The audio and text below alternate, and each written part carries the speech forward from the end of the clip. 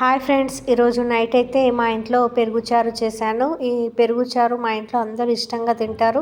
ఇది side dish లాగా ఉపయోగిస్తామన్నట్టు చాలా బాగుంటుంది.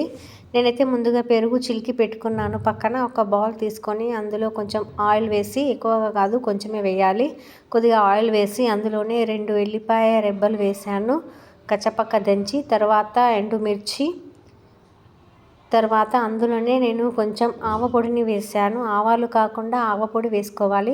అందులోనే కరివేపాకు, కొత్తిమీర కూడా యాడ్ చేశాను. మొత్తం మంచిగా కలియబెట్టేశాను. ఎందుకంటే అవి మాడకూడదు, అంటే ఎరుపు రంగులోనే ఉండాలి, లేదంటే టేస్ట్ చేంజ్ అవుతుంది. మీలో ఎంతమందికి పెరుగు చారు అంటే ఇష్టమో చెప్పండి. మాకైతే చాలా ఇష్టము. అందులోనే కొంచెం పసుపు వేసాము. తర్వాత నేను చిలికి పక్కన పెట్టుకున్న మజ్జిగను అందులో పోసేసాను. చూడండి, ఇలా మంచిగా చిలుకుకోవాలి పెరుగుని. తర్వాత అందులో వేసేయాలి.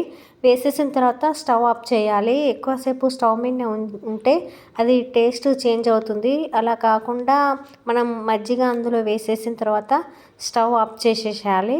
చూడండి ఎలా ఉందో మా మజ్జిగ చారు.